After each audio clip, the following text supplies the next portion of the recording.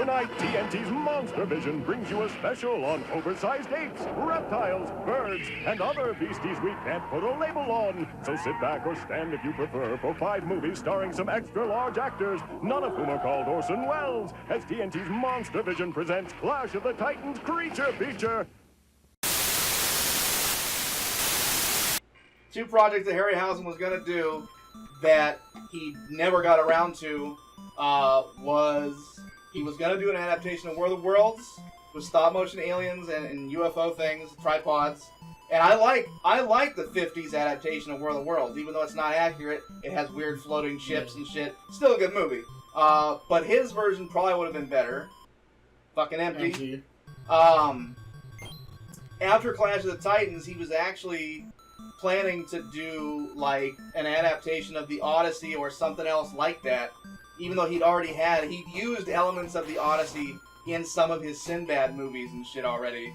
But something to do with whatever happened with Clash of the Titans, like it didn't do great in theaters, like the studio didn't promote it great. I hate these fucking skeletons, by the way. Did they like just disappear and reappear? And then... Some of them teleport, some of them don't. They have weird misshapen heads. They do. They're like chibi.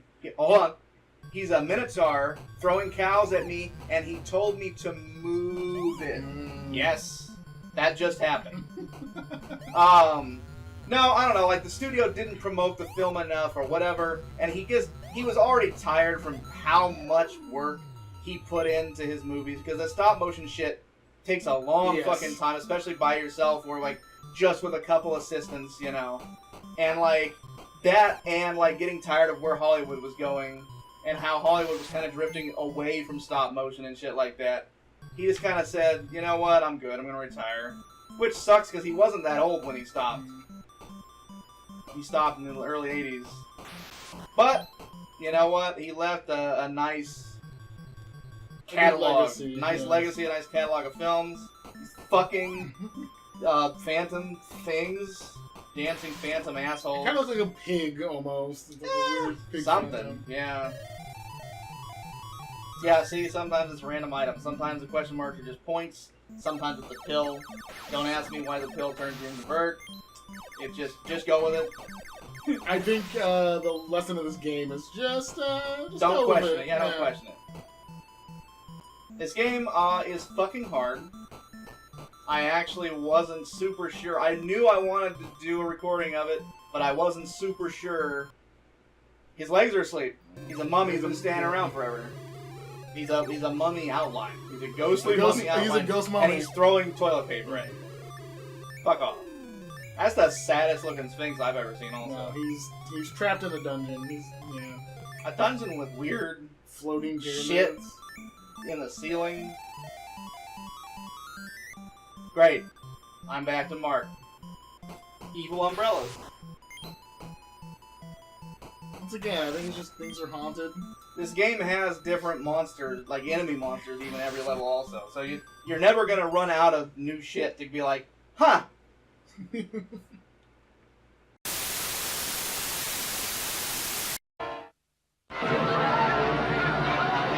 Kong. Mammoth. Behemoth. Goliath.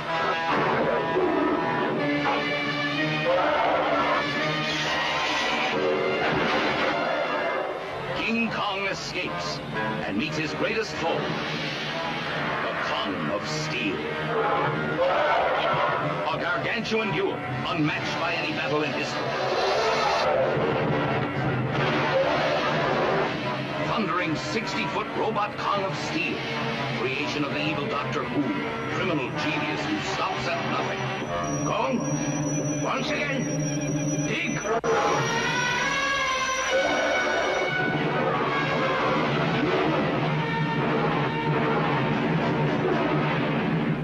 King Kong shakes the earth. King Kong fights for life against the copter squadron. Thrills as King Kong battles the Serpent of Mondo Island. Look, it's Kong! Hits himself against the nation's armament. and plunges a beautiful girl into a world of terror. King Kong in a duel to the death.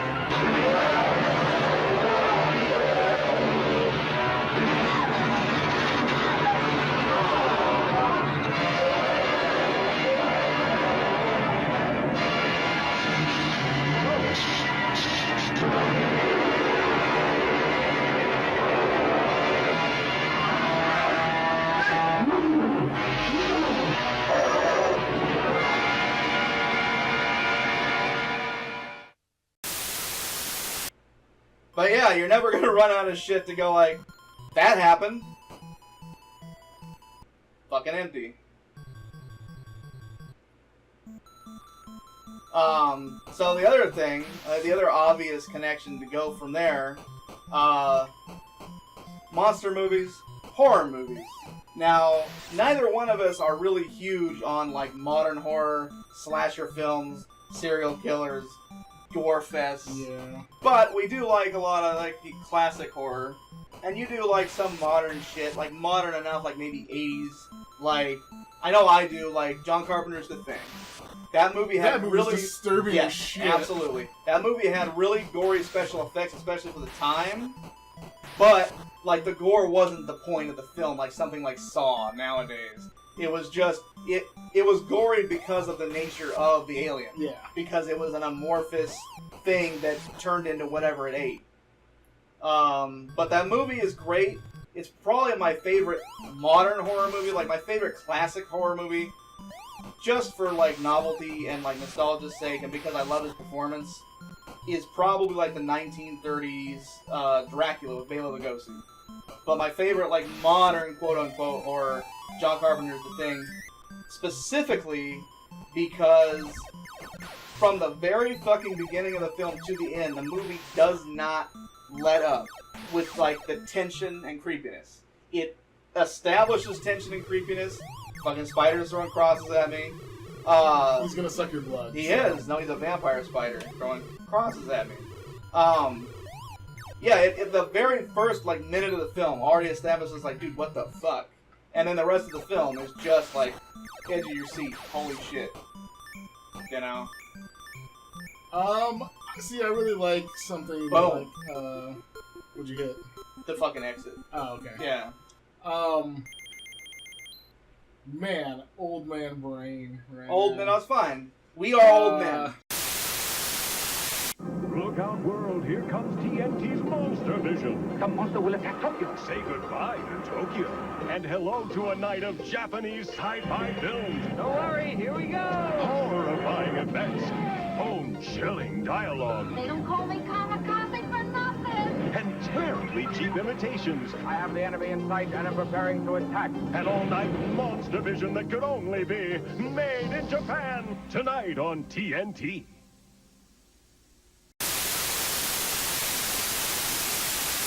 Jack Nicholson. Yeah, they're in the cabin. It's based on a Stephen King book. Oh, Jesus Christ. You mean The Shining? The Shining. That movie wow. is fucking terrifying. And you know what? It's like that best sort of like, there's some ghosts, I guess. Oh, yeah. But he's also just kind of losing his shit. He fucking goes nuts. Spoilers. Shining spoilers. Shining spoilers. That movie, I've read that Stephen King actually didn't like Stanley Kubrick's adaptation. He actually called it mean and sadistic. Apparently because in the book, I haven't read, in the book, like the dad goes crazy, but like he has redeeming qualities. Whereas in the movie, they don't really show you the redeeming qualities. He's already kind of a dick, even at the beginning. I mean, maybe it doesn't help that he's Jack Nicholson. Yeah, maybe, yeah. Right? Jack Nicholson is not the most sympathetic actor. Looking, yeah. There's quite a few differences in the book. Yeah. They're both great. Yeah. I know Kubrick kind of likes to do his own. Oh, he did. Here's the thing. As a movie, even though I kind of hate it just because it creeps me out so much, like, it's a great movie. It's a well-done film. I unfortunately first saw it, I mean, I guess it's lucky I didn't see it younger, but I first saw it when I was about 14 on TV one night. Scared the piss out of me. Scared the fucking piss out of me. The goddamn twins, the fucking elevator doors with the blood, and, the spoilers that happens at the end with the picture and everything, all that was a package of those- creep. You know, you'd call it horror, but it's not that monster horror. Oh no. Supernatural. Human, Paranormal horror. This guy's a slowpoke. He's a slowpoke. But he throws knives, so it makes up for it. There was another, one of the other bosses I faced, you had to hit him in the legs. This guy has shin guards. Oh, well, I mean, he's some haunted Japanese armor, so...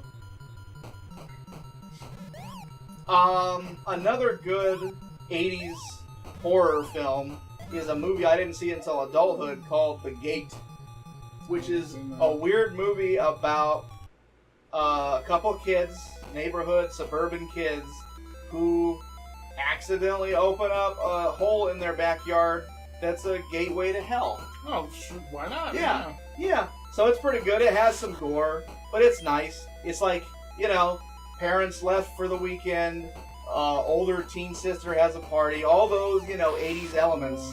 There's also a gateway to hell. In my business, you meet so many interesting people. Bobby pins, please. But the most interesting ones are the monsters. Oh, dear, that'll never stay. We'll just have to have a permanent.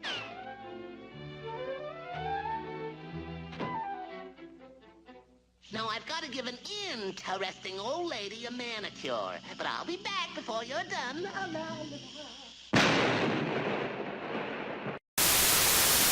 And it isn't your typical, it isn't what you think when I describe that, of like, oh, a bunch of teens are gonna die and blah, blah, blah. No, actually, it's not like that. It's weird and some shit happens, but it's pretty solid. Also, Poltergeist. Once again, another movie that I saw probably too young. Too young. My mom likes horror movies. Yeah. So it was always around. Oh, for sure. And so, like, I watched them, and you're like, okay, like a kid. Yeah. And, you know, maybe the full impact isn't there, but No. it's still scary as shit. Here's the fucked up part, right? Here's the fucked part.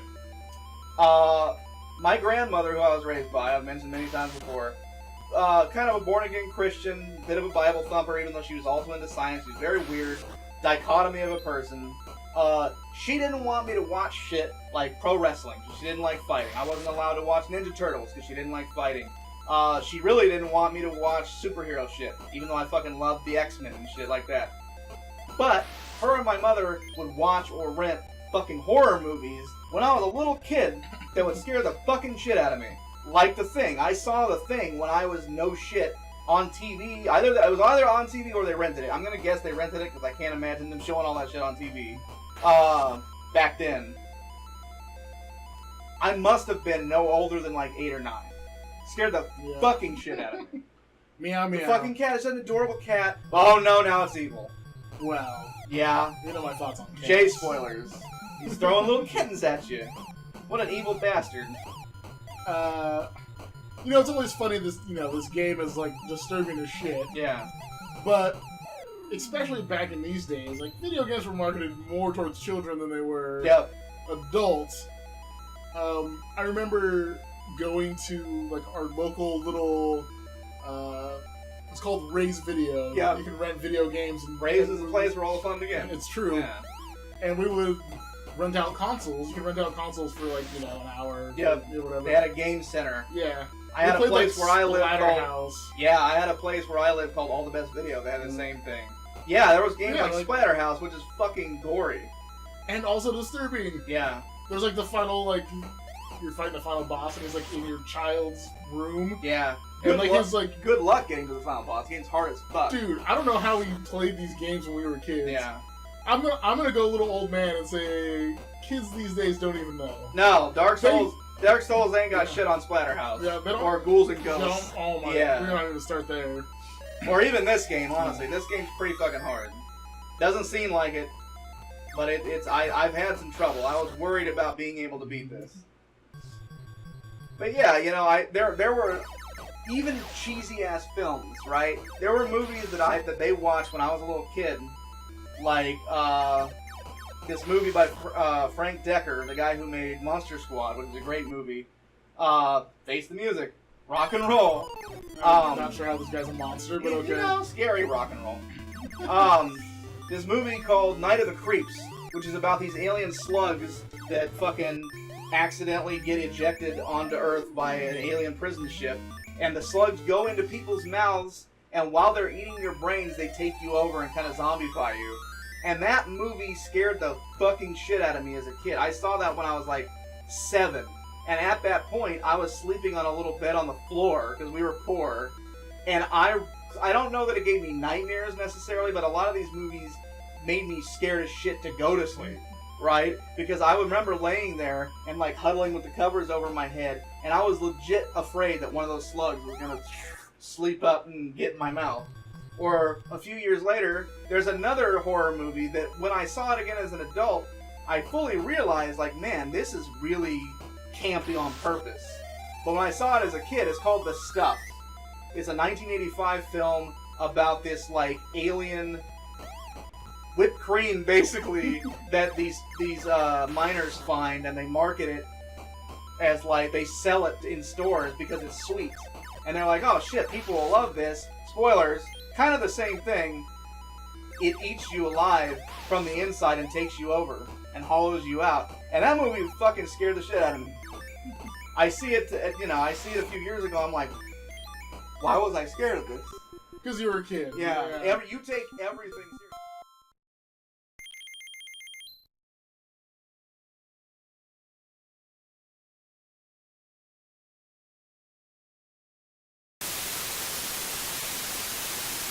Tonight at 8 on TNT's Monster Vision.